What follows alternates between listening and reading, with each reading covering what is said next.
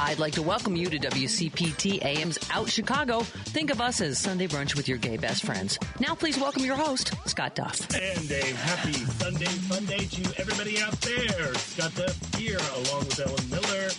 I'm having a little problem hearing myself now, lady. I cannot, I can hear myself. There we go. There we go. Happy Sunday fun day. There it is. Sorry about that. Welcome down Chicago. Yeah, Scott Duff and Ellen Miller. Yes, we are rolling along on a cloudy, gloomy day there. Yeah, it's but it's warmer, so that's nice. Here I was last week saying, it's going to be cold only when we're sleeping. It's fine. Oh, my gosh. I was trying to explain it I was trying to be, wrap up in the hygge and all that stuff and, embracing the cold. I'm wrapped up in the reality. I was wrapped up like a mummy is what I was. I was like, look, I felt like that little brother. I was Randy on the Christmas Story. Like, I couldn't put my arms down. I had so much stuff. I was layered up. It was cold. It was cold this week. Oh, boy, it was cold. We made it, though, Chicago. We made it. Hopefully that's the worst of it, and it's smooth sailing ahead. Well, mild winter into very cold spring. Into very cold spring. That's usually what it is. There we are. But we made it. We're glad that you made it, that you're here with us. I don't even know where I'm looking. I think right here. Hi, welcome to Out Chicago. We got a great show for you today.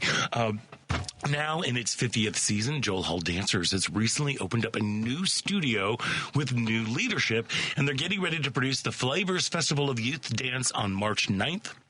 William Gill is the new artistic director of Joel Hall Dancers and Center, joins us in the second hour. And First Floor Theater is premiering One Party Consent, a new play by Omar Abbas-Salim, running through March 15th at the Den Theater.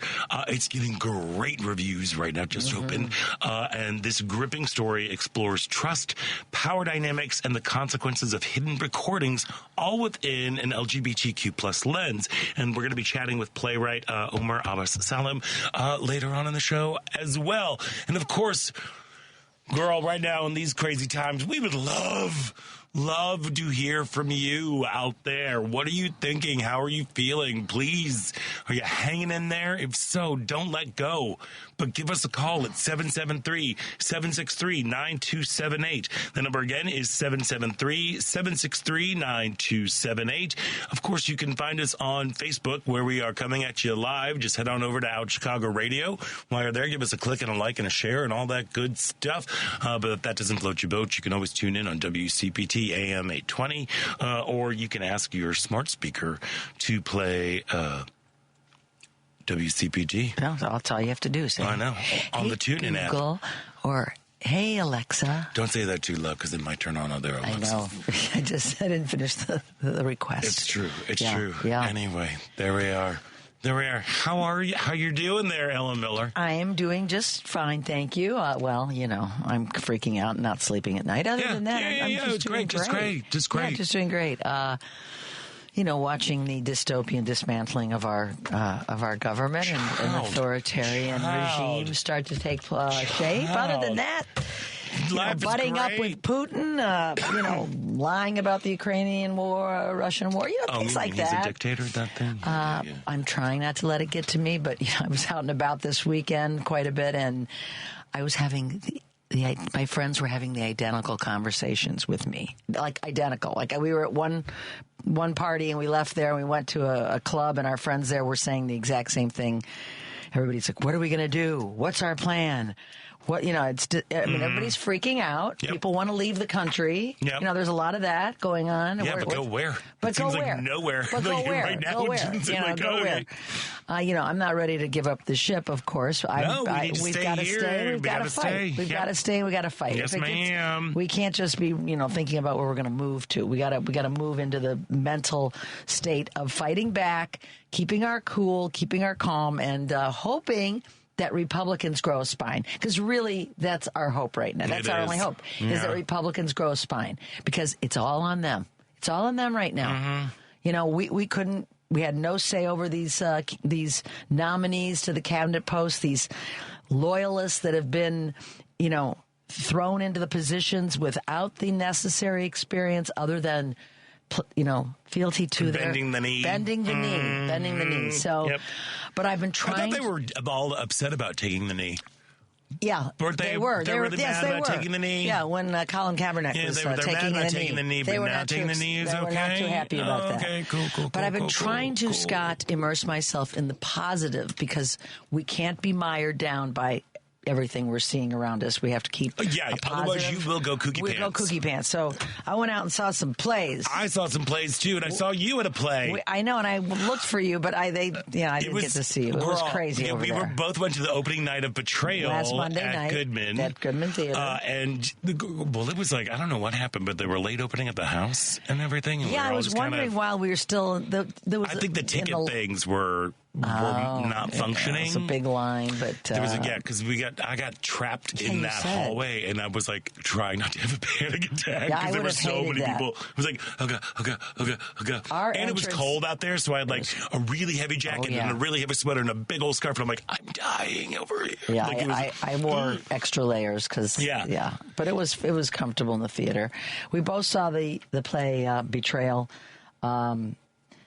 And we both... Girl, look, here's what I'm going to say about Betrayal. Well, first of all, it's like, it seems to me that it is definitely designed to capture audiences' attentions because you've got all-star cast. You have Helen Hunt. You have Robert Sean Leonard. And Jan Barford. And let me tell you, these people are acting up there. They are acting their butts off. Like, they are all across the board phenomenal. The design. Oh yeah, the design is fantastic. Stunning. It's like we were talking about last week. I was a little worried because it's basically a 3-person show and it was in a very big theater. And I'm like, oh right, so how are they going to do that? It's great. It's this gorgeous design of like these transparent sliding panels where projections are shown onto them during the scene changes, like flashback memories. Titles are put up there to let you know because the play is it's a classic of the 21st century. Harold Pinter, Betrayal. It was told at the time a very revolutionary style. It goes backwards chronologically. It's just 3 people, and it follows these 3 people, their relationship as they deal with infidelities and betrayals. And if you listen to any of the social media stuff with Susan Booth, the director, and it was like, it's tension, 9 scenes of tension. And like in each scene, there is a betrayal of sorts, like within it. And it's like, it's really lovely. And it's really, really, really well done. I do have to say that I'm confused as to why this play at this moment, because it was like, oh, look at these 3 middle-aged white people who are also, by the way, about 20 years too old to be doing these parts. Yeah, they should know better. Not even that. Well, I mean, I kind of appreciate. I appreciated the older characters. Yeah. You know, I appreciated the age and experience that these actors brought to these parts, because everything was, again, it was like, it was really wonderful, but I'm just wondering why, like, we're watching these 3 very intelligent, very privileged and white middle-aged people talk about having an affair. Like, I just don't. Okay. Yeah. I think it fell flat with a lot of people, honestly. Yeah. The best news is that it's an hour and 15 minutes long. Well, I was enthralled by it. I loved it. I was like, very interesting, but I was enthralled, but when it ended, I was like, and? Right. That's the thing. Here's the thing. I think it is, as I said, it is a in the canon of the 20th century theater. I think when it came out in 1978, I believe is when it was first produced, that I think it was very groundbreaking. The way that it is structured, the way that it dealt with, again, infidelity so frankly and so openly. Like, people didn't really... I guess, I don't know. Maybe I'm making it's a this British thing, too. But there's definitely a British thing in terms of, like, class and, like, how they don't show their emotions and how everything is hid. The thing about Pinter, he's known for, like, the pause. There's a Pinter pause. You're an actor. You know about that. Right. So there's a lot of people who might not know about this. And there's also something described as, like, there's a weasel under the coffee table. That's supposed. There's always something dangerous could happen at any moment. Whatever. I don't know. It feels like it might have carried a different emotional wallop Years ago, when we weren't talking so frankly about sex, about infidelity, about different relationships. I mean, now, people are talking about polyamory and open relationships, and people are being very frank with, like, this is what we do and this is what works for us. And it's kind of like, And I think we didn't care about the characters that much. I felt I did. Oh my God, Jan! I was all about Jan. Oh, you were. What's his last name again? Barford. There we go. Jan Barford. I thought he was phenomenal. I wanted more and more and more of him every time. And it's also just like he's a great actor. I've been watching. They're all great actors. They're all fantastic. But even like the Helen Hunt character, Emma, I believe is her name. Yeah. It's just like not a very well-rounded character. No, it's there wasn't a lot of sympathy for her, in my opinion. I think her fell a little flat, honestly, her performance. And I'm only echoing what all the critics have said. Oh, because Dean Richards, a friend of mine, heard his review the next morning and just listened to it again on the way in. Chris Jones, who I also like, usually agree with Chris a lot of the time. They all kind of thought it was kind of one note, and I tend to agree. So here's the thing, it's not a horrible experience. It's it was the acting, as Scott said, the sets. It's a classic play. It's just, I think there was a lot of anticipation here. People have bought these tickets in advance. Everybody I know is saying, "Have you seen Betrayal yet? Because we're going next week." And I'm like, yeah. Let's talk about it. Let me know what you think. Let me know what you think. There you go. I get it. It's not like there's times when you've walked out of a theater and said, "I'll never get that 2.5 hours back." But in this case, it's not that. It's only 75 minutes. It's only 75 minutes that you won't get back. But on a happier note, yeah. I kind of feel the same way about. I saw Steppenwolf's Fool for Love the prior week, another play that debuted, in the 80s. Right. That in my you're like, why? Why again? Why? Same thing with this one. What was edgy then is not that edgy now. It just doesn't. Looks like okay. Next, but I did enjoy. So my favorites lately have been The Cave at a Red Orchid and A Lie of the Mind, and it's interesting because there's a Middle Eastern connection to both of the plays. Really? Yes, okay. Yes. Lie of the Mind was directed by Azar Kazemi, and she is a young director who put her own spin on this Sam Shepard play by bringing in characters. I didn't read anything up before I got there, and then I like, oh, this is interesting because one of the characters had a Middle Eastern accent, and turns out that she added characters that reflected her experience more. The author of The Cave is about her life experience as a woman of Palestinian descent growing up in this country. And this one also put its own, they felt that Sam Shepard cared about the struggle of people in this country and put the immigrant brought new life to it. So all right. It's another 2.5 hours, but it was 2.5 hours well spent. Great characters. Our friend Megan Garakis is in it, and as always, just fantastic in the role of the mother. It's a small theater. Let's support the small theater. The Goodman Theater, Betrayal. What Scott and I say about that show doesn't matter. The thing has been extended. It's sold out. Yeah, it'll be great. People are going to go. You'll have fun.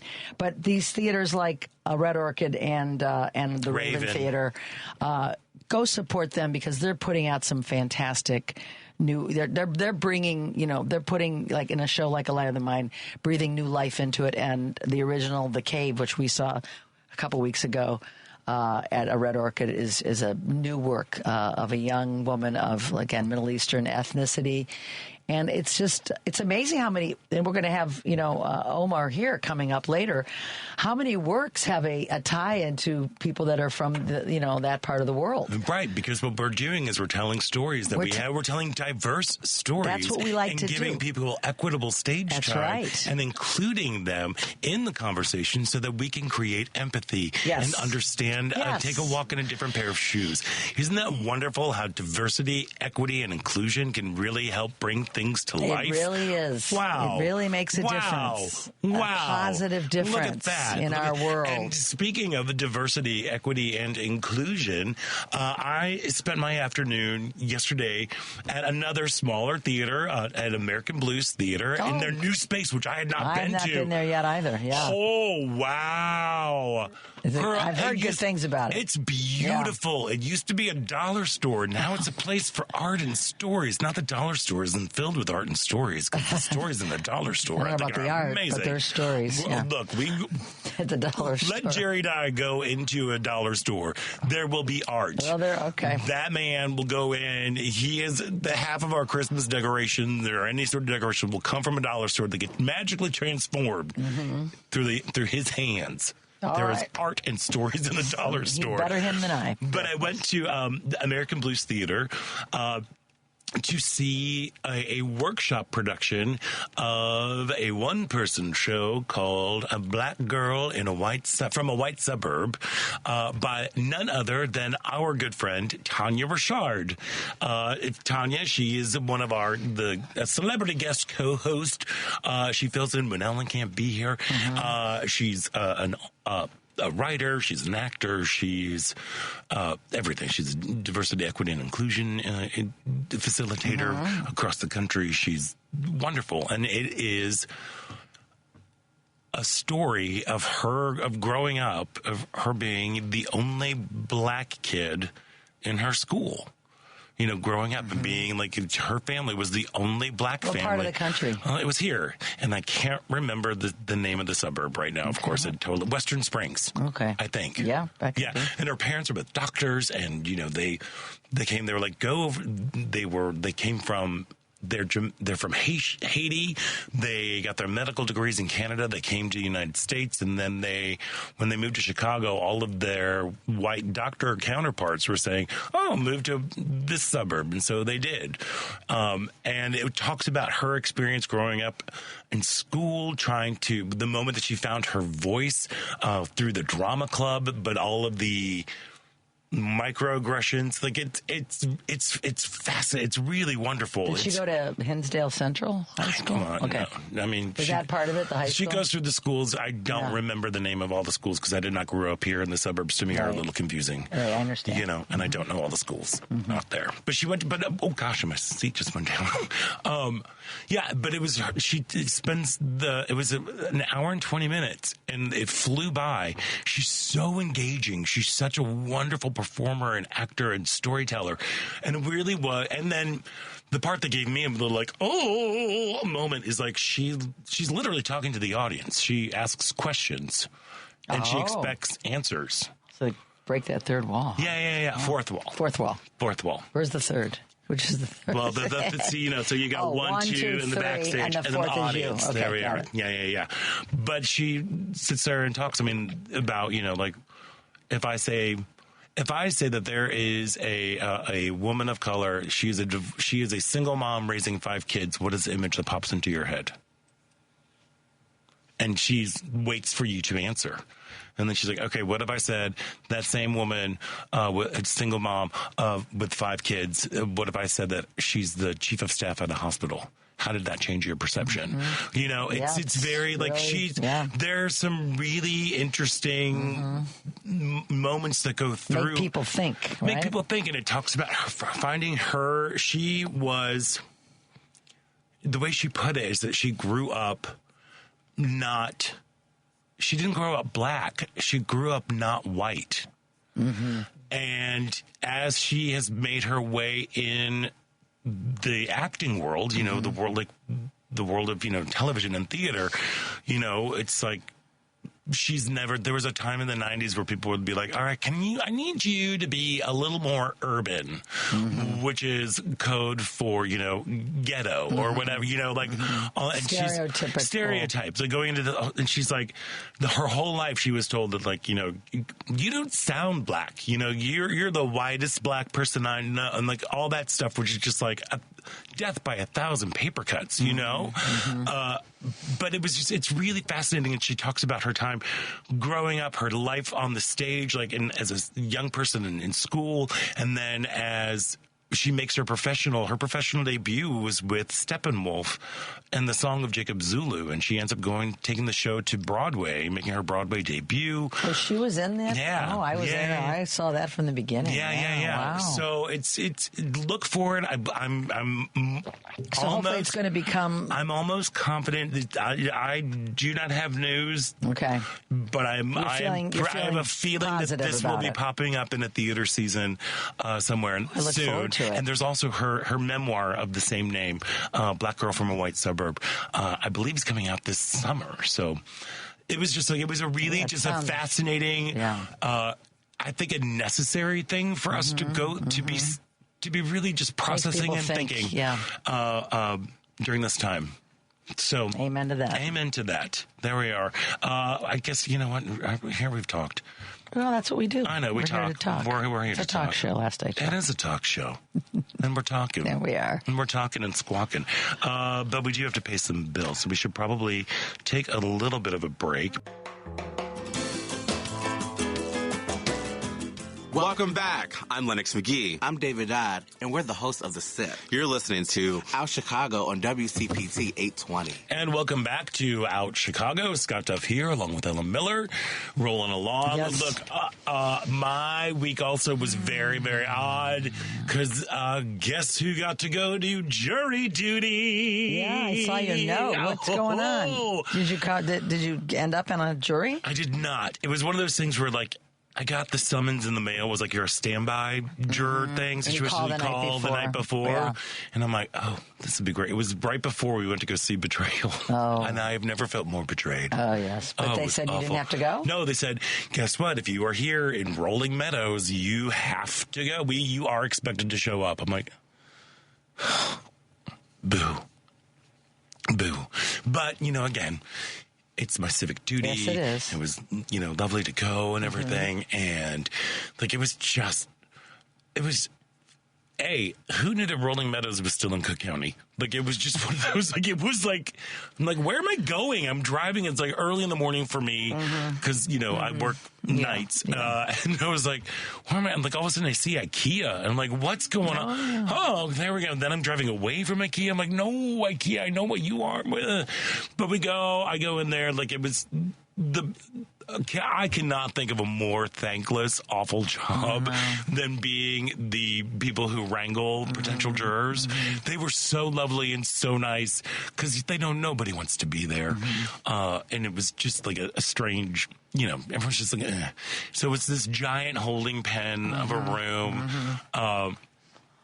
We were told that there are only two cases that day, and there were like 9 panels or whatever. Chances are you won't chances are I wasn't going to be doing it. So we were just sitting there, and you're with you're with a hodgepodge. You are with a representation of a cross section of society. And this man who sat in front of me and over to the right, 2 chairs over, he was crunching on something. Oh, yeah. And I'm sitting here like, it's so quiet, and all I can hear is a giant I'm like, whoa, God, what is happening? What's going on? And I'm like, and it just kept going, and I had to like move. No, like there wasn't any real place to move. So I was just kind of like, and I'm like looking up, I like got up and I kind of like peeped over to see like, what is crunching? And it's like, this man apparently had like Mary Poppins Ziploc bag full of Triscuits. They were the loudest Triscuits on the planet. I love a Triscuit. They are delicious. It's a beautiful snack cracker. But it just seemed like it just was never ending. Oh, that's crazy. Never ending. So it was just weird. And like some older man like answered a phone call on speaker, and it was his doctor, and he's giving insurance. And I'm like, dude, stop. You're right there with humanity, a cross section. I know. Did they show you the old Lester Holt video? No, it wasn't Lester Holt. But they must have changed it because that's Lester Holt like 30 years ago. Oh, really? Oh, they so updated funny. it. They showed a video, and the thing that I thought was really, really interesting is they're showing this video about like, thank you for coming to jury duty. Yeah. We know that you're thrilled to be here. Yeah. There was like some really lame attempts at humor throughout the whole thing, but they're like, just a reminder, we are here to uphold the Constitution. We are a nation of laws. And as the video was saying, I'm like going, are we? Are we anymore? People in the room were, but the people at the top aren't. That's no, it felt so weird. And it's like, it feels like this hasn't been a nation of laws ever since Ding Dong rode down that stupid golden escalator. And, the last 10 years have been exhausting. And by the last 10 years, I literally mean the last 1 month and 3 days of the 47th Reich that's happening right now. The 47th Reich. That's what I'm calling it. They are not proving me wrong. No, they're not. At all. The constant barrage of executive orders, the casual cruelty on display from the GOP, and the joy that it's bringing out of all of the MAGA base. The fact that we have been turning away from our allies in Europe and cozying up to a murderous dictator. Like, that's what's happening. That's all. That's what's going on right now. There is like a cartoonish level of villainous cruelty that would be totally laughable, but here we are. Here we are. It's like, it really is like, I don't understand it. This entire week has felt like we are watching the origin story of like countless supervillains and their henchmen, and folks are eating it up right now. Jasmine Crockett. I love Jasmine Crockett. I've been a huge fan of Jasmine Crockett ever since her freshman term. I'm like, who is this person? She is smart. She's cutting through all of the BS, and she is amazing. And she's if you are unfamiliar with her, you need to do some research and find this woman. She's been everywhere this week, too. She is the outspoken representative from Texas, and she, in my opinion, expertly summarized the current situation. She posted this on social media earlier this week. She said, "This is the problem that Democrats have. We've significantly underestimated how callous and selfish some people are. We've truly wanted to believe in the general goodness of humanity, the fact that people are okay with losing the jobs and health care, going into a Trump-induced recession, not being safe, parenthetical, militarily, medicinally, digitally, while flying, etc., all in the hopes that someone else will be hurt, is wild. Actually, it's downright satanic, but this is where we are in this country. I have never understood. I've frequently said equal rights for others does not mean less rights for you. Well, that's so true. And the joy that people are taking in watching rights be removed, privileges be stripped away, people losing their jobs, and they're happy about it. All in this guise of like, they're trimming the fat, waste, fraud, and abuse. If it's fraud, it's a crime. Show me the evidence. What's going on? And then you have the madness at CPAC this week.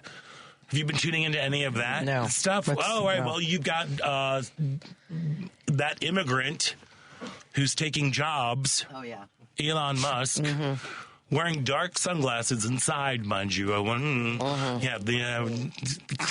Basically incoherent during any sort of like interviews, and he's wielding a chainsaw. Yeah.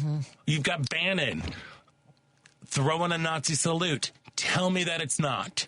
Tell me that it's not. Even white nationalist Nick Fuentes is saying it's getting a little excessive for me. It's bad when he's saying that. Yeah. Nothing but endless mind control, groupthink, and fawning pledges of loyalty. Like, this is, friends, again, I know, like, we have a media platform. We are very, very fortunate, and I take it with a very big responsibility. I do not want to cause panic or sound the alarm, but there is an alarm happening. And it feels like, to me, that the arc of our trajectory is bending in such a way that we have now passed the point of no return. We are careening towards something really, really bad. It appears that way. Really bad, and really, like, we're leaning towards fascism, and it feels like it is inevitable right now. And we, as a country, are going to have to figure that out. I mean, I ask myself, is those Republicans that voted for him, or really the culprits, the ones that didn't vote at all? How do you feel about this authoritarian government that's taking place? Here's the thing. It does not matter who voted for who or who didn't vote or whatever. This is what we're dealing with now. But here's how it does matter. Those that didn't vote at all, Okay, those that chose not to vote, which were many more than in 2020. More people sat out this election. Yeah. Millions sat out this election. Right, because they were all worried about Palestine, and now we can go rent condos there they and whatever. That's one small aspect of it. Let's get down to brass tacks. It was racism and misogyny. Okay, That's really, to me, why a lot of people did not vote in this country. You ain't wrong. And why I bring them up now, Scott, is because it is incumbent upon the people, and that is all the people. That's us. To fight against this. And I'm wondering if those that did not vote and as their right as Americans, are they now going to grow a spine? Millions of people that sat this election out, are they okay with what they're seeing? They probably never thought that it was going to get to this, because I think most Americans are not for an authoritarian government, a fascist government. But now, before their eyes, they're seeing it forming. And the only thing that's going to save us is everybody pushing back. And there are Trump loyalists. The people that voted for Trump, forget about them. They're falling in line, a lot of them. I see them on well, this is good. They're happy about the cuts. They're happy DEI, because they're insecure white males predominantly and females that are driving this bus. That is who's driving this bus. But it is the people in the middle that did not vote, and of course the Democrats, that need to push on every politician, both those in your districts and those that Republicans that have the control, because they are holding the cards right now. They are the only ones that can rise up right now, because we can rise up all we want, but we are outnumbered. We are outnumbered in Congress. In the office. In elected positions. We are not outnumbered in this country. In the population. In the population. Yeah. The majority of Americans do not want an authoritarian fascist government. The majority don't. They've just been too stupid to realize what it looks like. They're seeing it now before their eyes. But my question is, are they seeing it now? Because now we have these people who are controlling. Most people get their information from social media, like it or not, and I hate it. I know. And now we have people who are those tech guys they're in charge of controlling the flow of information. They are in charge of the algorithm, as it were. They are in charge of what gets out to people. And if you don't go and search. That's right. But, they are seeing that generals are being fired. They are seeing, there's got to be many Republicans who are part of this swath of people in the government that are being laid off, the proof's in the pudding. People are losing their jobs. People that have, both Democrats and Republicans that have worked in the federal government, who have made lifetime careers of working from the federal government, because they believe in a lot of the areas that they work, whether they're forest rangers, whether they're inspector generals, whether they're just the people at the IRS trying to do a job. And they are being shown the door. And hopefully that gets through to the majority of Americans that this is very wrong what's going on here, and we've got to rise up. Yeah. If people all of a sudden think that a group of billionaires suddenly care about you, that's a whole lot of stupid right there. Just popping in.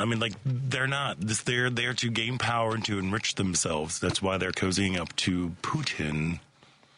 That is, and then, the polls do show that the majority of Americans have sided with Ukraine and want and do feel that Putin is the horrible dictator that he is.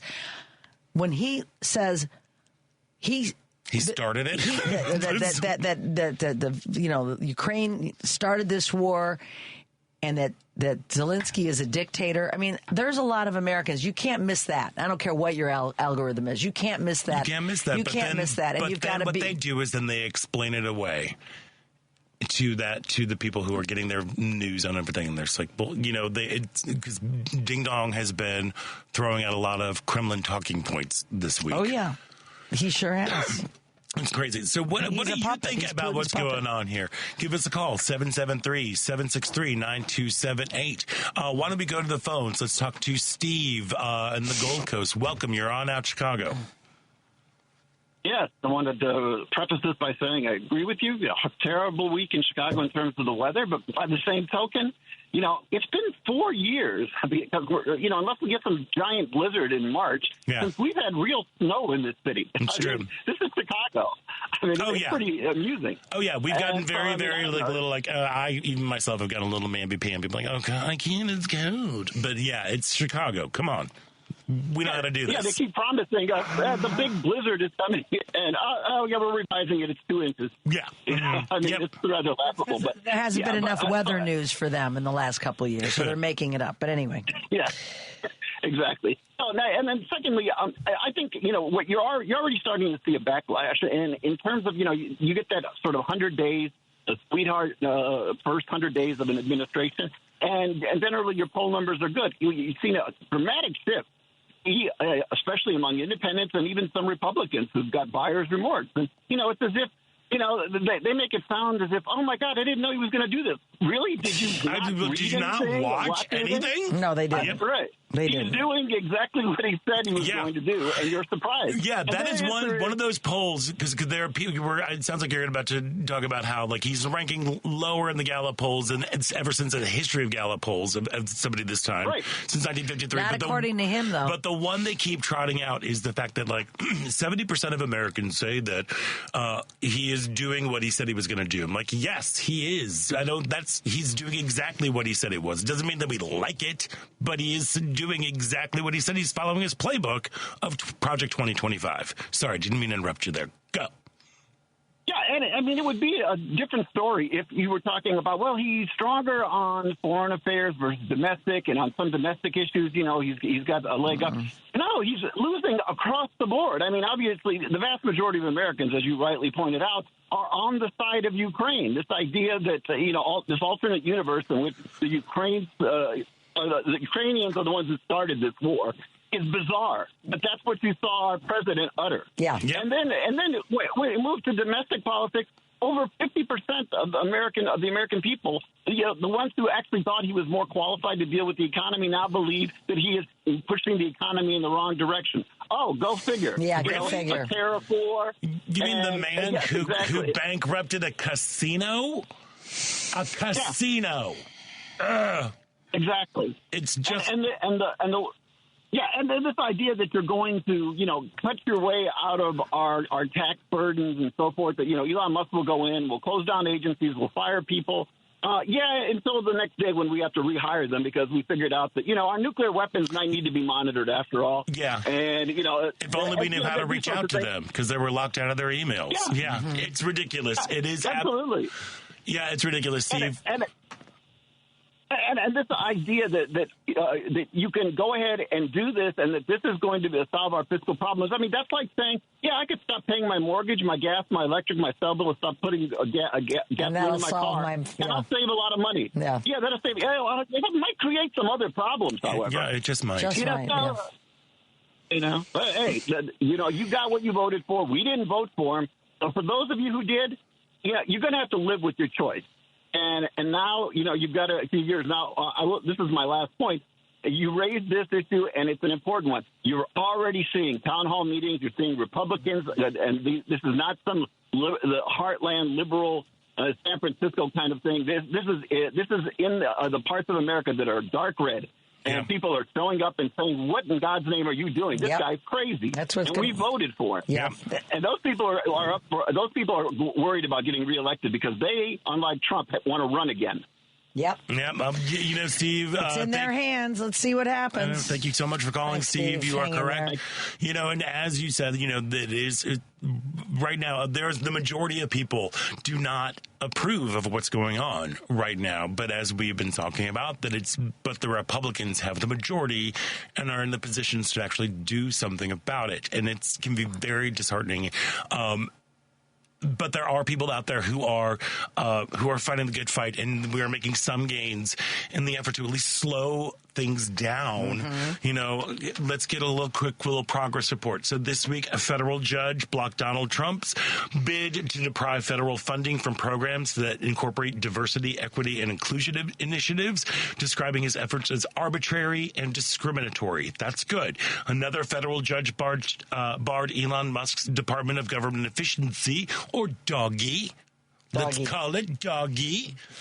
And other political appointees from accessing sensitive U.S. Treasury databases, warning that they pose a serious risk of breaches. And the Supreme Court maintained a short-term block on Trump's ability to fire a powerful ethics watchdog. So that is something. And the question is, will he listen to the courts? That is true. And the moment that he doesn't do that, that's when we know it's done. That's right. That is when we know it is done. And the thing that's driving me crazy is, they're talking about the way, many people have said, and Steve just said, it's like, this is who you voted for, so you're going to have to live with it. It's like, no, we're all going to have to live with it. Yeah, we're all stuck with it. We're all stuck with it. So we all have to figure out what to do. Unfortunately, we live in Illinois, which has the wonderful J.B. Pritzker as our governor. Finally, somebody standing up. Delivered some blistering remarks in the State of the State address this week. We are going to take a quick break, and we're going to play a little clip of that. I'm sure you probably heard it, but I think we need to hear it a lot. Yes, we do. We need to hear it a lot. Yep. So stick around. You're listening to Out Chicago right here on WCPT 820 Heartland Signal. WCPT 820, Chicago's progressive talk, where facts matter.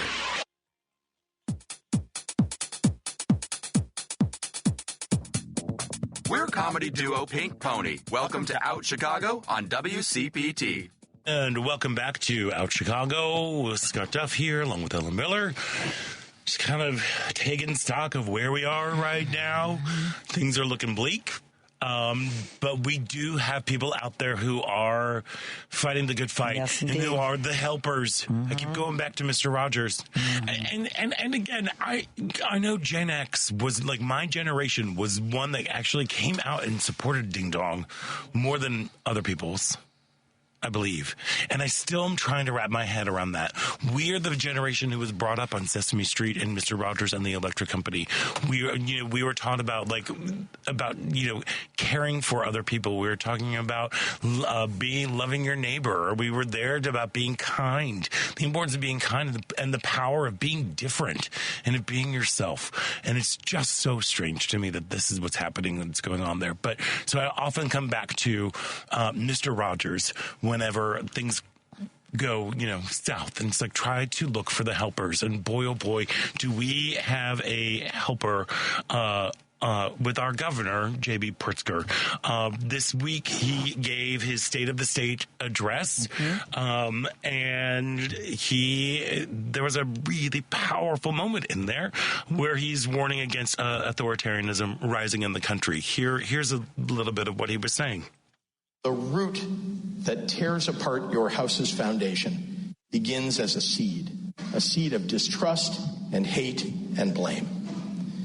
The seed that grew into a dictatorship in Europe a lifetime ago didn't arrive overnight.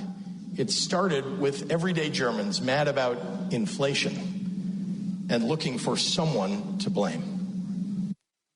I'm watching with a foreboding dread what is happening in our country right now. After we've discriminated against, deported, or disparaged all the immigrants and the gay and lesbian and transgender people, the developmentally disabled, the women, and the minorities, once we've ostracized our neighbors and betrayed our friends, after that, when the problems we started with are still there staring us in the face, what comes next?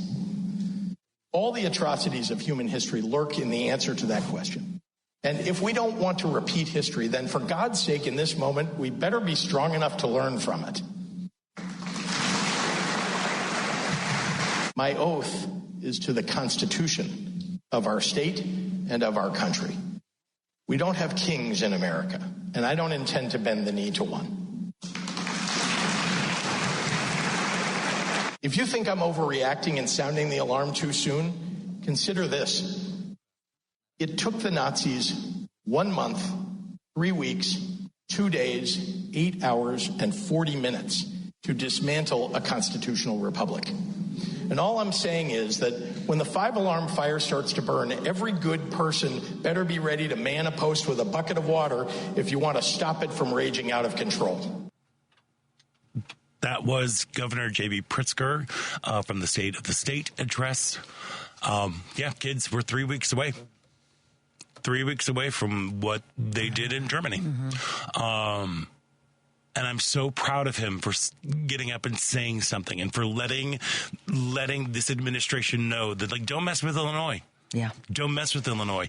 He has been he's been a huge ally to the LGBTQ community his entire life. Yes. Like his entire career. He married people in his backyard before it was legal. Yeah, I remember when we had all three gubernatorial candidates on when he ran for the first time, and I liked Daniel Biss, and then Chris Kennedy. I liked him, and then Pritzker was the one I was least leaning towards until he came in the studio and told his story about, as a child, being taken to Castro Street by his mother to watch the Pride Parade. And I listened to him, and I said, man, you come by it honestly. It is in your DNA.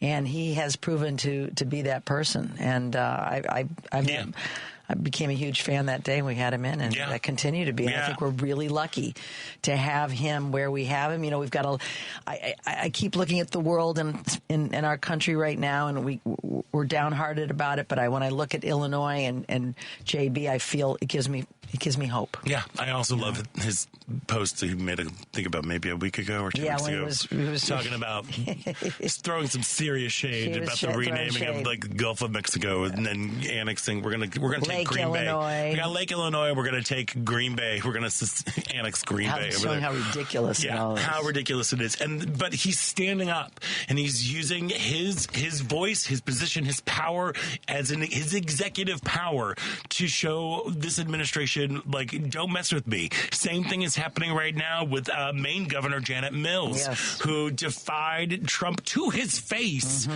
in the White House when he was talking about the ever important, the biggest, the trans athletes in women's sports. It's like, and she's like, great, I'll see you in court. We're going to let the kids play sports. Oh, I look forward to it. I love going to court because he's managed to, manipulate courts like nobody has. But it's just like people out there who, I'm saying it again, equal rights for others does not mean less rights for you. It does not. It just does not. People are insecure. It's horrible. But I really but if you could hear my voice and you voted for this poo stain of a person, just think about so how does gay marriage affect your life? I mean, do you get up in the morning and do you go, oh, God, those gays are married. That's why I don't have enough money to pay the bills. Like, that's why I can't find love. Oh, whatever the reason. Yeah, it's like, oh my gosh, there is a black woman who has more power than I do, and that's why eggs are so expensive. It does not make any sense. It does not make any sense. And what you are allowing to happen, there are times when I wish that we were on the air 87 hours a week because, the whole thing's like, but the parks being let go. Do you know how many forest fires are going to happen because of they're not staffed? The fact that they're not going to be open during the summer? We have such incredible natural resources, and then what they're doing is they're hoping that those fires will happen so they can go and drill baby drill. It is its whole thing. And then we also have, other helpers out there. There's Chris Kluwe, a former, is that right? How's he pronounce his name? The NFL? I don't know. I wasn't really that familiar with him until he spoke out this week. Oh, really? I remember him because he's the former NFL kicker from the Vikings. And he was talking about, he was arrested this week for protesting MAGA proposals on his city council. Specifically, they put a Make America Great Again plaque on a building. And in an interview with The Advocate, he said, quote, what's happening here in Huntington Beach is a microcosm of the MAGA movement as a whole. It's a group of people that want power at the sake of everything else. They don't care about who gets hurt. They don't care who gets hurt in the process. We as a country, we need to come together and say this is un-American because we don't elect kings. We don't elect dictators. Now, he's also the guy who started his becoming more outspoken, started a couple years ago when he was protesting books being banned in the library because he was like, most of these books are LGBTQ books. Yeah. And what did they do? They tackled him and handcuffed him. Welcome to America. Yeah. So, kiddos, we need to find the courage to stand up to people when they say things that are completely wrong. We need to have the courage to confront family and friends who spout lies and vitriol. We are a nation of laws, and things are going away really quickly. I don't want to alarm people, but it feels like we need to sound the alarm, like what Governor Pritzker said. Yeah. We need to get ready. When they sound that 5-alarm fire, we all need to be up there with buckets to douse the flames. I'm ready. I am too. Are you? This flamer is ready to douse the flame, and I never like to douse my flame. Never. Anyway, don't douse that note, flame. We are going to take a break. We're going to get some news and all that good stuff. And when we come back, it is the second hour of Out Chicago right here on WCPT Heartland Signal.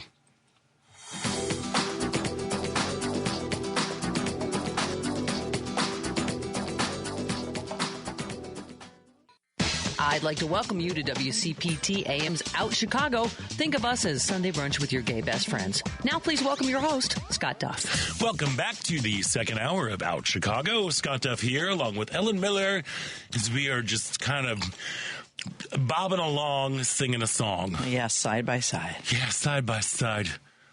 Are we? Mm-hmm. Okay. Yeah, we're definitely bobbing along. We're bobbing. It's been a week. It's just been a week. It's been, yeah. I don't know, but it looks like it's going to be kind of a big week here, too, on WCPT, because Monday on Live, Local, and Progressive, if you tune in between 2 and 4 to hear the Southland Friends of Labor's 16th Annual Jobs Breakfast panel that Joan Esposito will be recording Monday morning at IBEW 176, 110 Frontage Road in Joliet. And then from 4 to 5... Patty Vasquez, the one and only, will be here kicking off a special 3-hour broadcast of Driving It Home from 4 to 7. Patty's guests include Patrick Cortese, chair of the Democratic Party of McLean County, Illinois, and positivity expert Jen Zanotti with some motivational Monday advice. So if you want to say more about that, you can come meet Joan tomorrow, February 24th, at the South End Friends of Labor 16th Annual Jobs Breakfast. You can enjoy food, refreshments, solidarity, and a panel discussion moderated by Joan. The event's free to all active and retired union members and to all WCP listeners. So you can call or text 708-996-1291 to RSVP. Doors open at 7:30 a.m., so hopefully you're an early riser, and the labor panel starts recording at 8 a.m. So we hope to see you there. Sounds good. With Joan. There we go. Look, we're shifting. Lately, things like, okay, so I am a Homo American, and part of my Homo Americanness, I relate things to show tunes. Because that's how that's how I roll. So lately I've been thinking about like Phantom of the Opera going past the point of no return. I think that's depressing and everything. But one of the things that I like to go to is La Vie Boheme from Rent, and where they say the opposite of war isn't peace, it's creation. Mm-hmm. So I'm so happy that we're going to be talking to some amazing creators, artistic leaders here in Chicago, and I'm super happy. A little bit later this hour, we're going to be speaking with playwright Omar Abbas Salam. His new play, One Party Consent, is getting its world premiere with the First Floor Theater at the Den Theater. And I'm super duper grateful that we get to chat with our first guest for the show. Look, Joel Hall Dancers and Center's mission is to awaken the dancer in everyone's soul and to highlight and spotlight the Black and Brown and LGBTQIA experience. Come on now. And joining us now is the new artistic director, William Gill. William, welcome to the show. Happy Sunday, Scott and Ellen. Thanks for having me. Thank you. First of all, congratulations on the gig, and also the Joel Hall Dancers and Center is now in its 50th year. Holy smokes. Absolutely. Congratulations on that. What was your journey to becoming the new artistic director? Oh, it's been a long journey, but a great one. No, I was reading your bio, and I'm like, oh, I've been geeking out. Sorry, go ahead. Oh, you're so cool. I started at Joel in 1992 as a scholarship student, and then subsequently trained there and made my way to the first company. And then I left with other opportunities out of Chicago to dance for a couple of professional companies around the world. And then I made my way back home to Chicago in 2008, where I was awarded the Associate Artistic Directorship at Joel's. And then, as of recently, just a year, I've been promoted to the new artistic director. Come on. Look, I'm so happy that you brought up that scholarship program, because a friend, I back in the night, girl, back in the 90s. back in the 90s. I remember a friend of mine was also a recipient, a beneficiary of the scholarship program, and he said that Joel Hall changed his life. He was able to go and be around creative people, and and of course just learn from the best. And that program has changed countless lives. It's just so exciting. And then of course, I love how you're kind of downplaying everything. And then I did this, and I did dance with some other people, and I worked with some cool artists. The fact that you worked with Nick Cave is that right there. Can you talk about that exhibit that you were working with? Absolutely. Nick Cave is not just a mentor, but he's a friend at this point. I began working with him when I came back to Chicago a little bit later. It started in 2013, our relationship. And, he has taken me all over the world. I've been his resident choreographer since then. I put movement to his exhibits, and it's just another way to use my artistry. It's been amazing. And I would not have been able to continue that work or do that work if I hadn't had the training at Joel Hall. Right. Yeah, and it all comes back to Joel Hall. Joel is a real person, by the way, if you're listening out there. Who's changed the lives of so many people. And look, my first introduction, we'll get back to Joel, but I have to goof on Nick Cave real quick, because my first introduction was the For Othermore exhibit that was at the MCA a couple years ago with the display of sound suits. Have you ever worn one? Absolutely. I started with Nick as a dancer first. It was another independent gig, and then this is a quick true story. We had did a show in Philadelphia, and I was a dancer, and he was like, "Okay, I need a choreographer right now. My choreographer left out of us." I was like, "Okay, I think I'm going to do the job." And right on the spot, I had to choreograph an exhibit in Philadelphia, and hence my choreographic career with him started. So, the sound suits are wonderful. Yeah, well, let me tell you, you've got the bona fides, is what I got to say. And again, so Joel Hall is celebrating 50 years. Again, an incredible milestone, an incredible legacy. You've got a new studio across from the Black Ensemble Theater, which I'm happy for, but I was so sad. I used to live, the one that was on North Clark, past north of Ridge. I used to pass there because I lived just on the other side of it. And every night I'd be walking by, and I would see classes happening inside and being like, wow. Absolutely. But congrats on the new gigs. Tell us all a little about that. Thank you.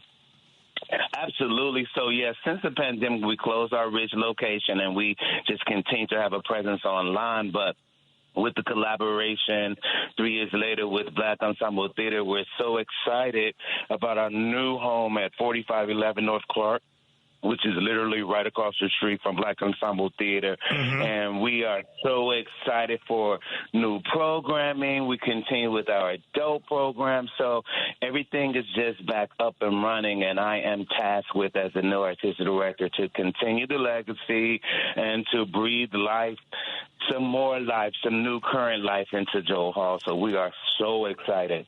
And William, how active is Joel still in the process of the season, each season of the dancers? Absolutely active, yeah. So Joel teaches online 2 days a week, and you get those schedules, every schedule that I'm speaking of, the youth program and the adult program and Joel's classes. You can get it online at joelhall.org, but Joel is super still active, and I use him selfishly as a consultant. Like, we call him my dance papa. So I'm like, dance papa, what would I do in this situation? Yeah. What would I do in this situation? He's a great resource. I'm glad you're using him. Absolutely. To have the founder and my mentor still around is just an advantage. Yeah, he's 75 now, so think of it. He started this at 25. 25 in 1974. Can you believe that? I know. And he's still at it. What are you doing? What have you done? You know, exactly. I'm not worthy. I'm not worthy. Oh my God! But part of the the mission of Joel Hall, as I read earlier, is to awaken the dancer in everyone's soul. And you've got the upcoming Flavors Festival of Youth Dance on March 9th. Can you tell us a little bit more about that? Absolutely. This is a fan favorite that we do every year, and we invite 10 youth companies from around the city to come and show their wares, so to speak, you know what I mean, and give us their performances. So we have an impressive lineup this year.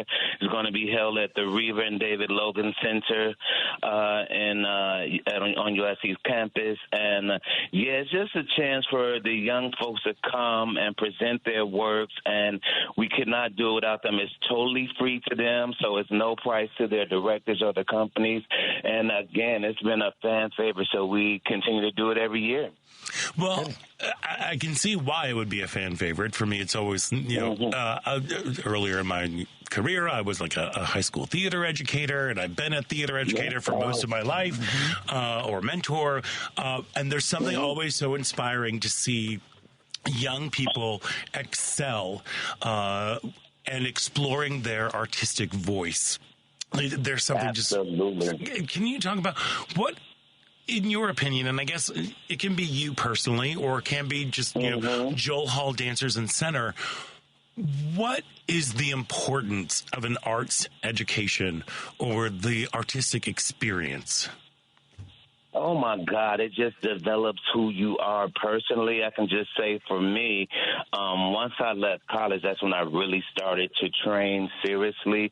And I got in touch with myself. I got in touch with a camaraderie with people who were training with me. And it gave me a moment to be seen and to be authentically seen as a dancer, as a black man, as a gay black man. It's just opened up and sprouted everything, and I'm not saying this lightly, of who I am and who I have grown to be. And subsequently, again, it allowed me training at Joel's and with other teachers and mentors to go off into the world and continue my artistry. So I think an arts education is because everybody's not going to be a lawyer, everybody's not going to be a doctor, but the arts and trades and everything like that are so valid for students to seek a career in. So, yes, the arts education is important. Yeah. But, again, I'm biased because I'm an artist. But it's also true for, like, all of those professions that you just listed, too. Like, everybody's not going to be a dancer. They're going to be doctors and lawyers. But there's something vital about having that experience that will only elevate your work in the other professions. An appreciation for the arts will help you in every aspect of your life. Sorry, Ellen. I was going to ask William, do you see as many young people interested in dance as you did, for instance, when you were first coming up?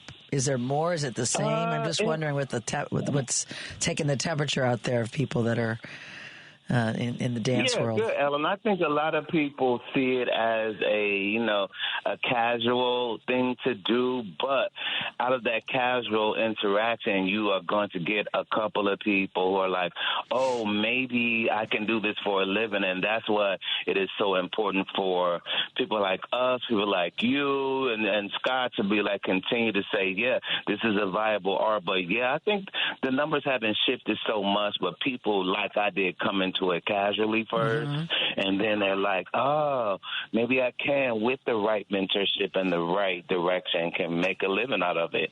And I've been doing it for over 35 years as I... You're a great example. You're a great example of someone that followed their dream and is, succeeding masterfully. Yeah, and saying yes and in the true Chicago improv tradition. Like, who's a choreographer? Me. Yeah. I am. I know. Just I was exhausting every opportunity, and it's so ironic that I went to college for communications and not knowing that I was going to use that training in dance. So I always danced for a living. I always danced casually, but had a quote-unquote real job, as they like to say, after college. And the opportunity started to come, and I was like, you know what? I'm going to go after my dreams and see what happens. And that was in 1999. So, amazing. It's more important than ever that you're fostering this opportunity for young people, because as we're seeing in the current government, the arts are not exactly going to be getting, not here in Illinois, of course, but federally, the arts are not going to be getting their due, it sounds like, as we go forward. So we got to keep it up locally, and give people the opportunity. Ellen, it's a shame. I know, Ellen, yes. I'm trying to curtail my opinions, but yes. Feel free. Just don't swear. Anything you want to say. Y'all, yes, I feel at home talking to you too. I love it. It's so important. It's so important, the arts, and to foster self-esteem, and the whole deal. But the political end of it, yeah. Yeah, it's a lot. I was to say, next question. There we go. Yes, next question. It makes what you do more important. It continues to make what you do here. Yes. So as you are now in this new role as the artistic director of Joel Hall Dancers and Center, so what aside from the incredible Flavors Festival of Youth Dance that's coming up on March 9th, what else is cooking up over at Joel Hall Dancers and Center? We are so excited immediately, or in a couple of weeks. We have our spring break mini camps, and that's for students ages 3 to 17. And it's a test the temperature, if you will, because we're just re-implementing our dance schedules as we come into our new space. Right. So we have our spring break mini dance camp. So all of you parents out there who want your kids to do something over spring break is from March 25th, 26th, 27th. And then we're so excited to re-implement our youth schedule, which starts in April, again, from ages 3 to 17. We have a Tiny Tots class. We have hip-hop. We have jazz. And, we are excited to get this back launched because our youth, again, is so important to expose them to, other facets of life. And continuing on with our adult schedule, I teach 3 days a week at our new location, and then we have other professional teachers. So we like to say, like the phrase that you just used or led with, that we awaken the dancer and everybody. We offer classes from the novice to the professionals, and I'm speaking specifically about the adult schedule right now. And so you can come into our class and be standing right next to a professional dancer and not feel intimidated and not feel judged. And that's been the experience that we've had, or we've offered, so to speak, since I've been at Joe since 1992. So, we got a lot of things cooking up, and I don't want to be remiss before we go to mention our wonderful, my partner in crime, Joseph Pendelski, who's our executive director, and we're a dynamic duo at this point, and we are just trying to continue Joe's legacy and make it happen. Well, talk to me more. Do you have a novice adult hip-hop class? For you, absolutely. Oh my God! We're going to make one for you, Please, Scott. please. Because yes, again, I keep going back to my friend. Maybe you crossed paths back in the '90s, Ivory McKay, and he. Oh my God! I know Ivory McKay. Yeah, absolutely. He's the one who was like, "This changed my world. It changed my world." And I've right now with the world that we're living in, I could use my world to be changed a little bit. So I'm going to start looking at some of those dance classes because I think that's what I need to do. And some of our dance classes are geared for, like, if you don't feel like you want to be a professional dancer. It's a great conditioning aspect. So you can come in and do the warm-up and then stand to the side or do whatever you need in the class. And, we accept or we invite and we embrace everybody. All right, see, again, Perfect, Scott. This is why we love Joel Hall Dancers and Center, and why you should be grabbing your tickets to go see the celebration of creativity and the spark of creativity in young people with Flavors Festival of Youth Dance on March 9th. For tickets, you can go to joelhall.org. William Gill, the new artistic director, thank you so much for taking time out to speak with us. Please come back anytime. And as we're head towards the Flavors Festival, I just want to wish you married. Because I'm a dancer. He learned that from his roommate, Mary. He learned it. Yes, he did. I love it. I love you both. Thank you for having me so much. Thank you, William. Thank you. Pleasure. Keep up the good work. Have a great day. Thanks. Same to you. And we are going to take a quick break, and we'll be right back after these messages on WCPT Heartland Signal.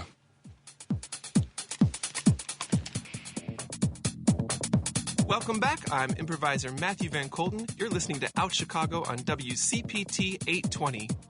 And welcome back to Out Chicago. Scott Duff and Ella Miller. Just rolling along here. Just rolling along. Basking in the glow of creativity and creation. Thank God Again, for that. The opposite of war isn't peace, it's creation. Woo! That's where I'm going. That's where I'm just trying to stick in that place. That's a good thing. I know. It is a good thing. Yeah. And, girl, know what else is a good thing? What? Look. Okay. So it was founded in 2012.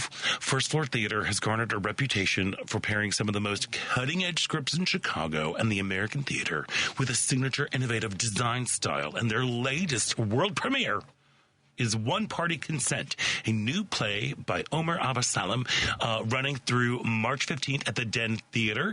This gripping story explores trust, power dynamics, and the consequences of hidden recordings, all within the LGBTQ plus lens. And returning to Out Chicago is none other than a fancy pants playwright, Omer Abbasalam. Omer, welcome back to the show. Woo! Thank you. Oh, no, thank you. Girl, you are just on fire these days. Congratulations, on the reviews that have been coming in for One Party Consent. I believe one of them is when you give the standing ovation, which you will you will fly to your feet. So congrats on that. How's everything going? I guess pretty good. It's going amazingly. I'm quite tired, but what do I have to complain about? That's all right. You'll sleep when you're dead. I've got a lot to complain about. I can complain of just about anything. I mean, I will complain as I'm dead. Just ask. So, again, congratulations. It's wonderful on the wonderful the reception that One Party Consent is getting. Can you break down the story for our listeners?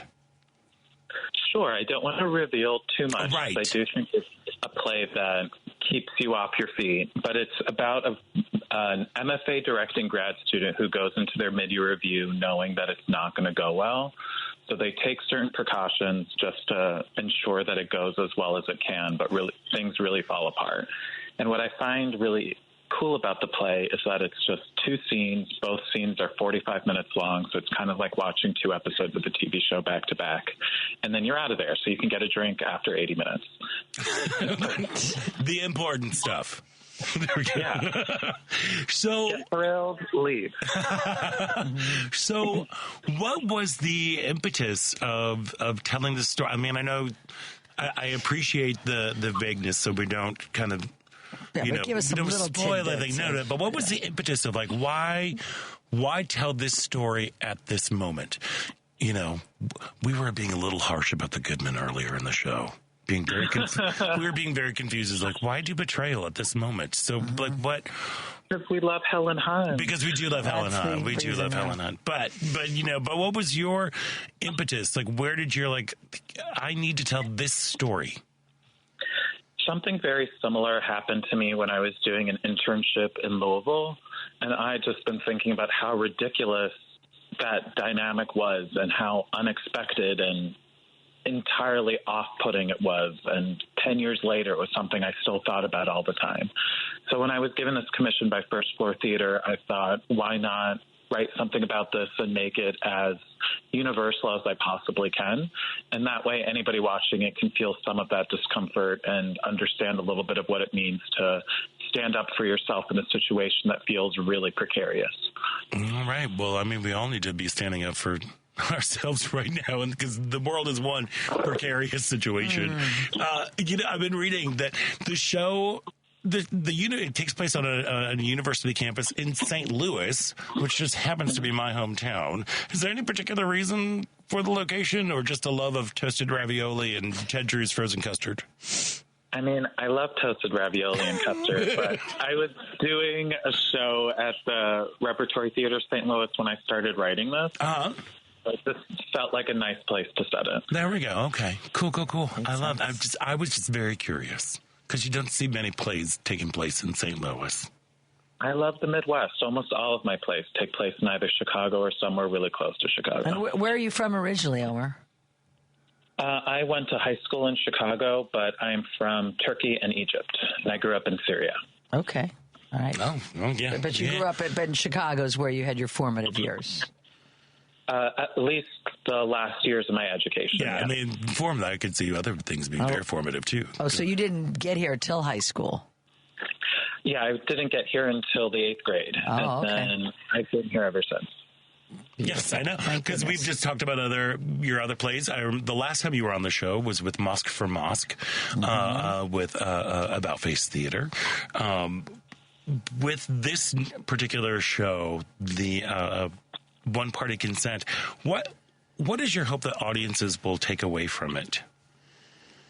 I wrote it in a way where every person on stage is very obviously flawed, so that a perspective, like there isn't any perspective that's the right perspective. You could watch it and read it any different way. So I really hope that people watch it and feel something and then talk to the person sitting next to them about how they feel, and hopefully that person feels really differently about it. And I think that that's really possible with this, which is one of the things that makes me most proud of it. Amazing. Well, and you are right now, you really like everything's coming up, Omer, right now.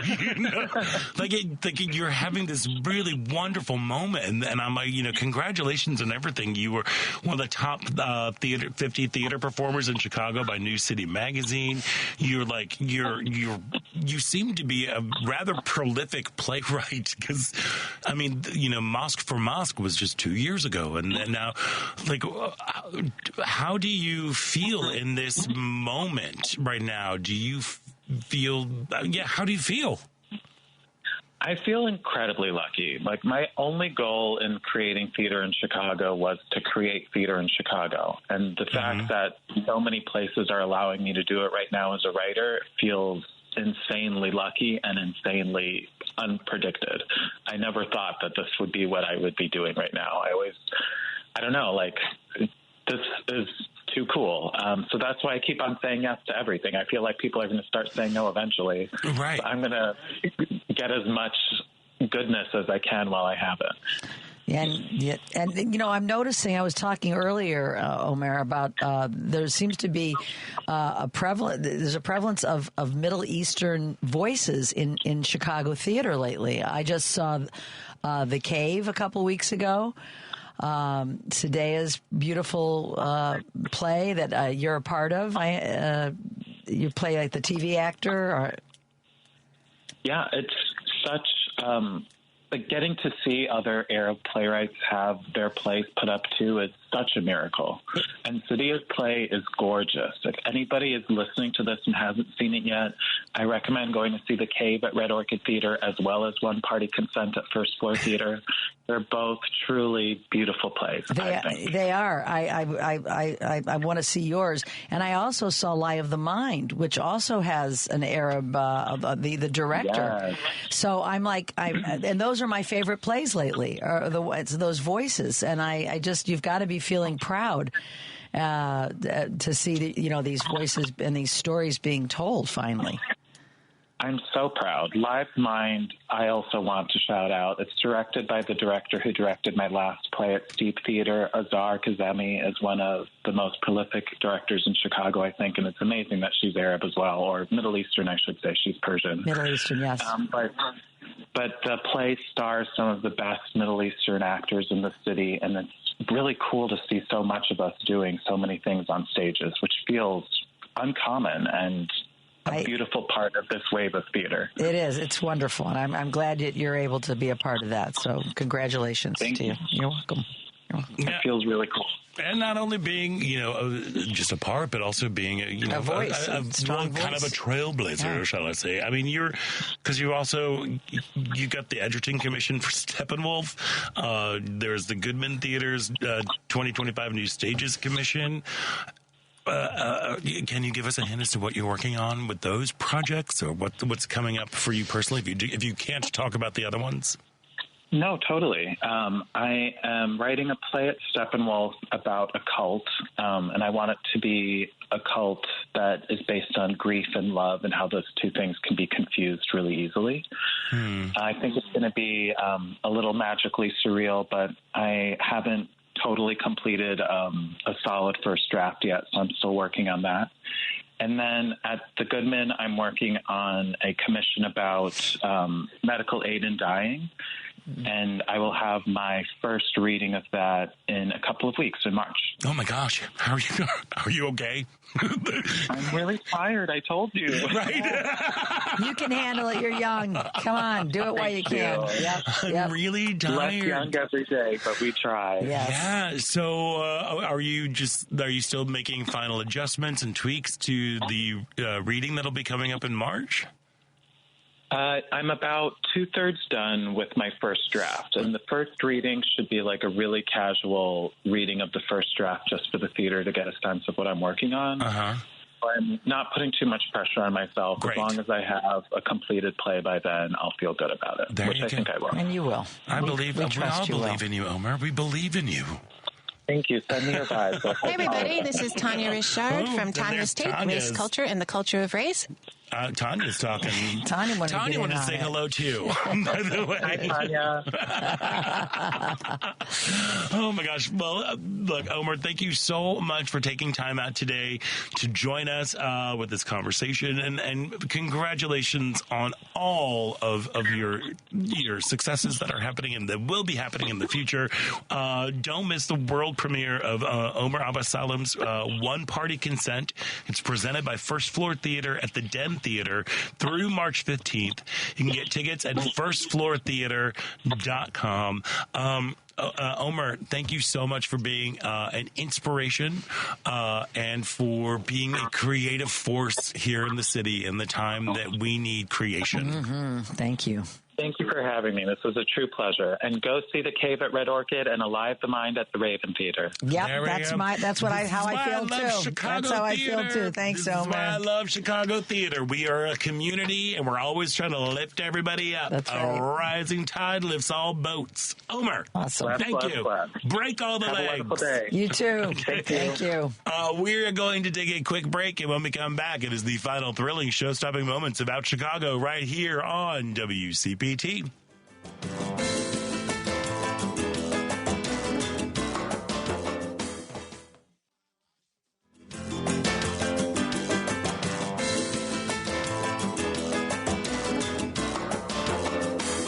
I'm improviser Matthew Van Colton. You're listening to Out Chicago on WCPT 820. And welcome back to Out Chicago. Should we be tangoing or something? That music we've been playing for years. I have the urge to get up and do some sort of dance. But I have sort of like a left hand beat. I think that is specifically because Lady B is here with us today, which is filling my heart with so much love and kisses. Hey, you know what? We could do a dance. You couldn't see it, but maybe we could do a loud hearing dance. hearing dance. What is that? I don't even know what that is. Because I was hoping to be a very seamless transition to me talking about how we got podcasts of our show. Oh, yeah, we do. Yeah, just a reminder, Out Chicago, we have our very own podcast. Well, actually, two podcasts, full episodes and featured interviews. So just search for Out Chicago wherever you get your podcasts, or get the podcast links on our show page by visiting heartlandsignal.com/out. Wait, no. heartlandsignal.com/out-Chicago. It's the slash and the dash that gets me a low. Slash and the dash. Slash and the dash. The underscore is what gets me. The underscore. Oh, that can throw a monkey wrench in. Unfortunately, no underscore. It is heartlandsignal.com/out-Chicago. And on that page, you'll also find our recent interviews with Seth Rudetsky and Tony Award winner Jesse Mueller. What? We're fancy.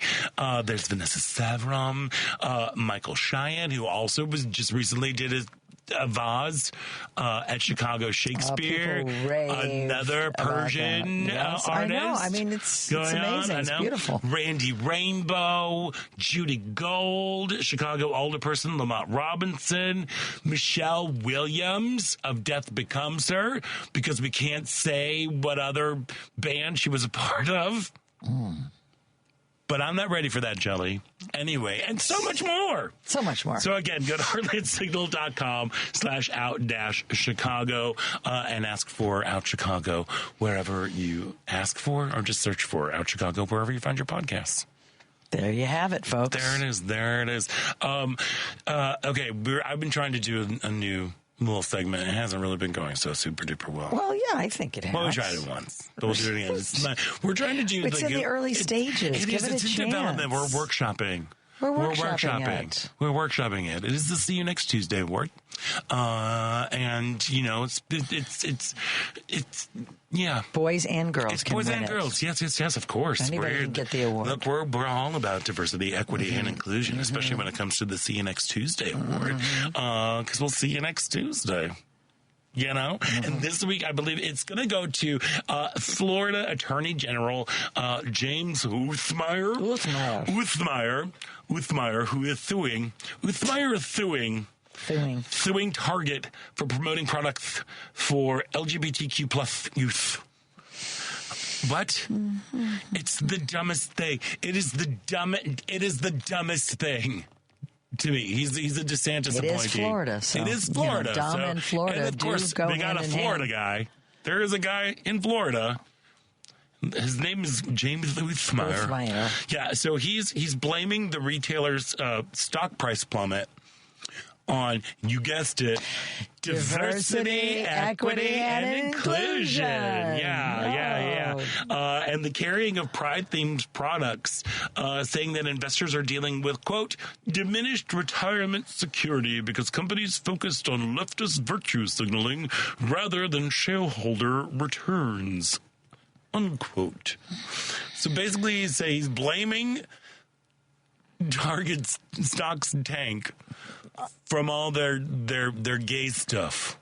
That's got to be the reason. Yeah, I can't think of anything else. And it's heard, and people are like, we're losing money. And I'm like, okay, I'm not a financial whiz, contrary to popular opinion. Really? But it seems to me that that's kind of the nature of the stock market. It tends to go up and down. It goes up and down, and you have the power to not do it.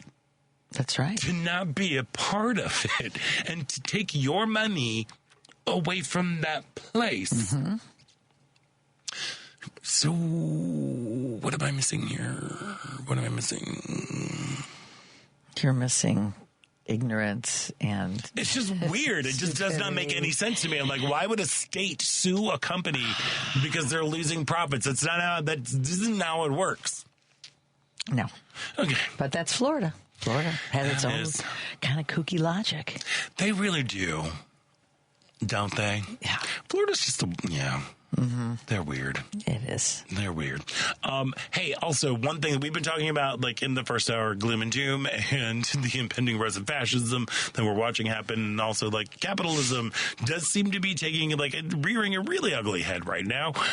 And people, we like to try to give some sort of action item. To do something to do, like the 5calls.org. Mm-hmm. 5calls.org going up with, like Indivisible Illinois, Indivisible Chicago, and just looking at all these organizations if you really want to do something. And there's being this idea floating around through the socials that on February 28th, we do an entire economic blackout. You do not make any purchases that day. And show people like across the board, unless it's like, of course, you need like food. Does food count? Food does, yes, but even then, like you can go to the grocery store on Thursday. That's true. You can don't go out to eat, don't order in, but doing some sort of like not spending any money. Now I know like. A lot of I first saw I've seen this kind of being floated around, but my neighbor Rick Perlstein, who literally wrote the book about Ronald Reagan and Richard Nixon, he also was posting this whole idea, and he was getting a lot of flack from conservative folks in his world. It's like, that's dumb. It's not going to do anything, blah, blah, blah. It's like, well, we have to try something. Mm-hmm. And if we do not try something, we won't get any. So you miss 100% of the chances that you never take. Right. It's like we got to do something. We got to do something, and if it doesn't work, then plan G, whatever it is. Let's just keep on moving. But I wonder why they picked that date. Just out of curiosity, a Friday. I don't know. Is it harder to not spend money on a Friday? People tend to want to go out. I don't know. I'm going to try not to spend money on that day. Yeah, well, I mean, just don't try, just do. Just do it. Look, that's like, I'm unleashing Yoda on me. There is no try, there is only do. You know what I mean? Yeah. So, I don't know. Is it going to work? Who knows? But we won't know until we try. So, on Friday, February 28th, don't spend any money. See what happens when, like, the economy really slows down and nothing happens. Like, money doesn't go through. I know people are like, well, I'm just going to spend more money on that day. I'll order 2 for you. It's like, okay, great. You spend your money. I'll keep my money. But something. It's something that we can try to do. There's a lot of things we can try to do. We have to fight back, and we can't put our head in the sand, and we have to, be aware of everything that's going on, even though it's hard. You got it. And then we have the arts and the other things that we can, we can't be 24/7 thinking about this stuff because it will make you crazy. And we have to sleep at night. But we also, there is a fine line between staying active, staying involved, staying committed to keeping our country a democracy. And the onus is on us. It is. And as you said, on the Republicans and Mitch McConnell, you can...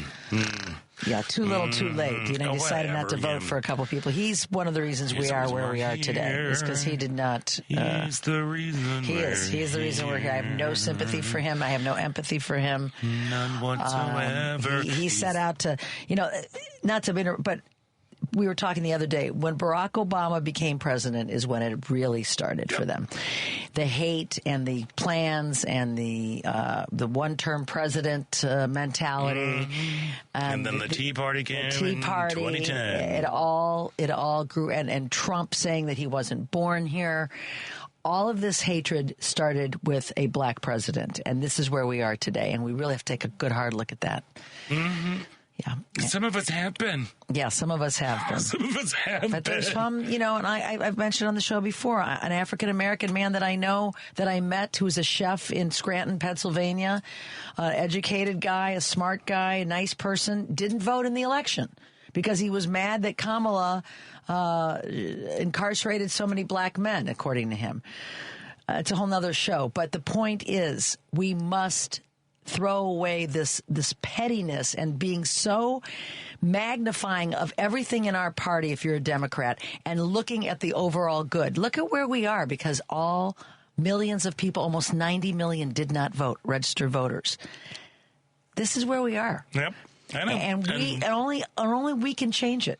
And we can still change it. Just because you didn't vote in the last election or you voted for Ding Dong doesn't mean you have to be silent now. Amen, sister. You know? Amen. And we got some people who don't want to be silent right now. Let's go to the phones to talk to Roosevelt. Welcome. You are on Out Chicago.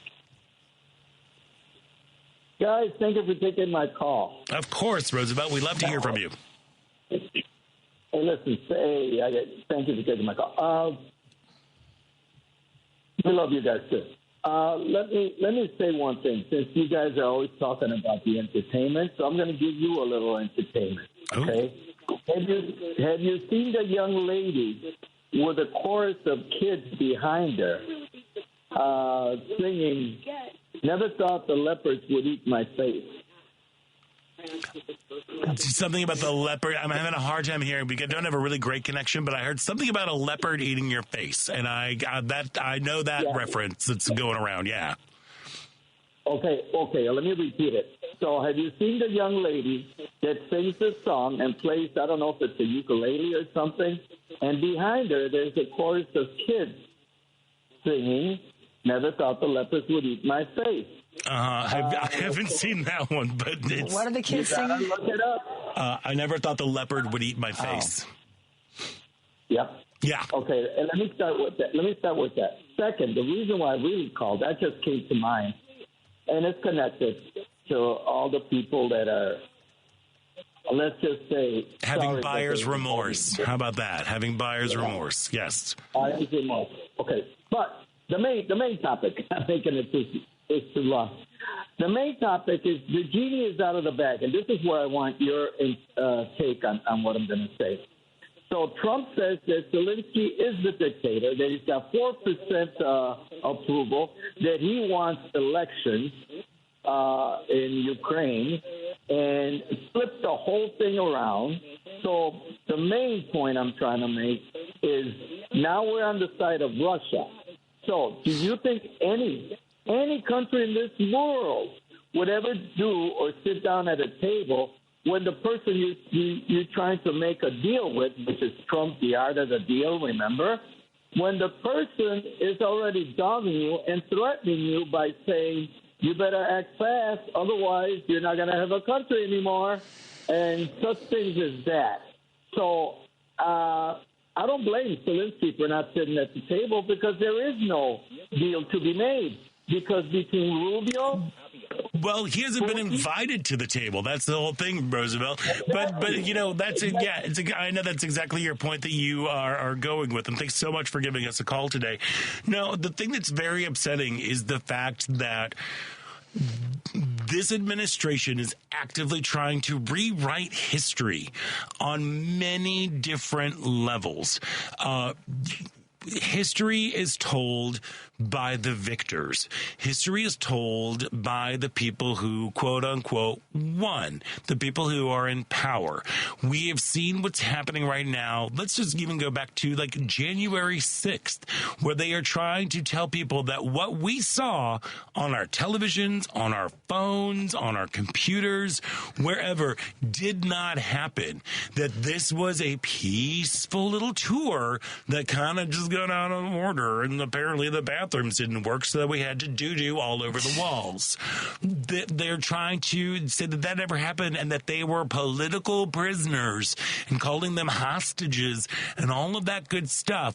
And then we're going to pardon them. Now, that pardoning has not turned out so great for us and for some of the people. You've been one of the January 6th people who's been killed because he was already kooky pants unstable and he got pulled. Yeah, you know, there's that going on. So he's trying to rewrite that happened. He's been trying to rewrite history ever since he thought the election deny.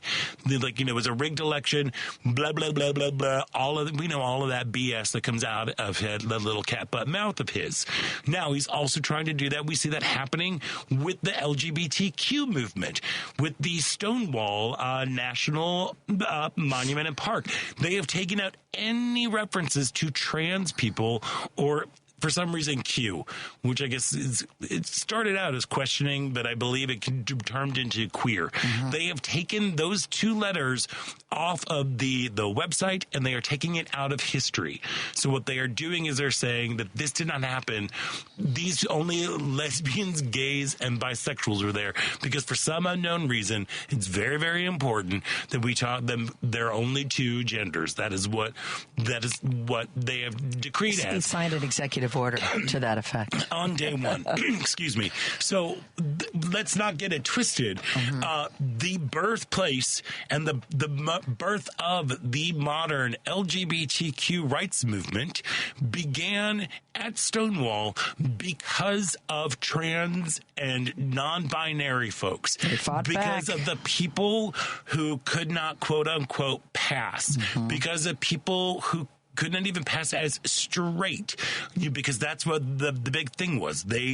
There was a time not so long ago, folks out there, hey, Gen Z, if you're listening, where you could be arrested for going to a gay bar. You could be arrested for touching another person of the same gender or same sex. Now it's the same sex. Let's go because that's where they're going for.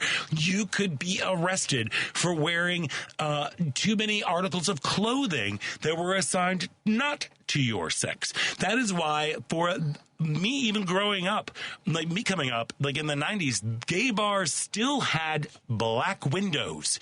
You could not see inside because of the shame and the stigma.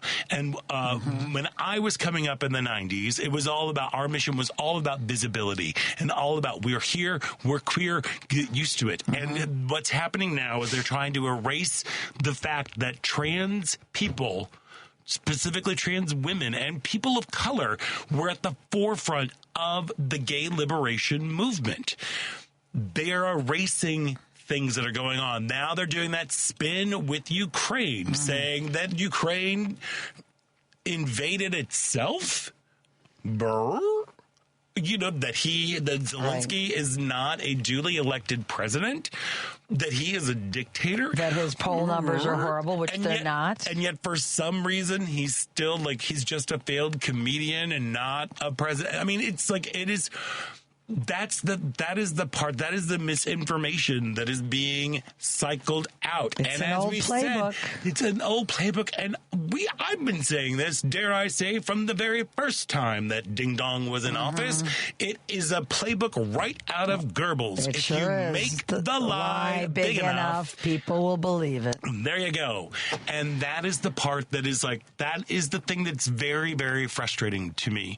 So because people, you see that it happens. Yes. Just because they say it, they believe it. Okay, that sounds right. Don't believe everything you hear, see, or read.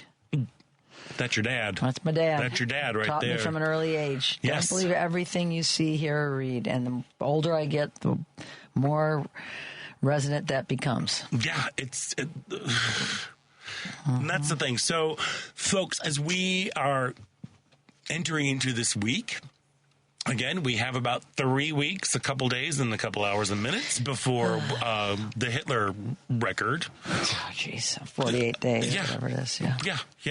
We're a month and three days in.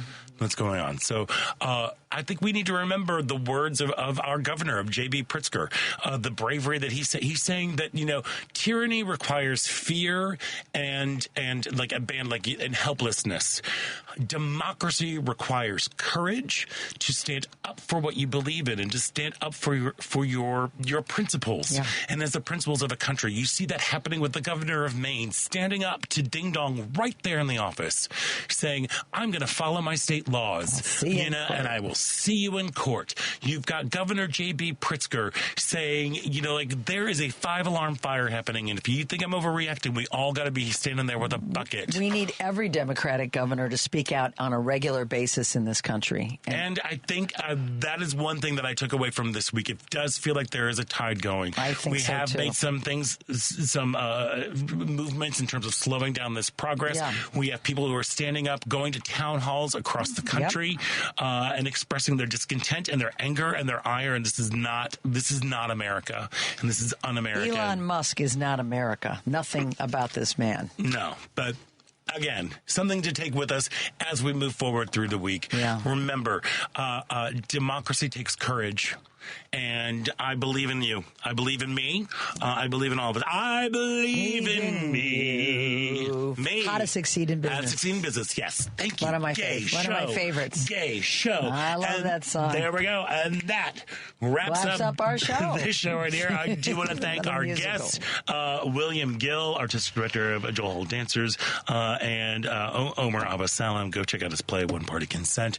Lady B, so wonderful to see you. So great they got the reunited, and it feels so good. Andy, thank you so much for running everything back there. It's wonderful. Ellen Miller, always a pleasure. Always a pleasure. Back at you, Scott Duff. Always a pleasure. And I'm Scott Duff. And until next week, stay proud.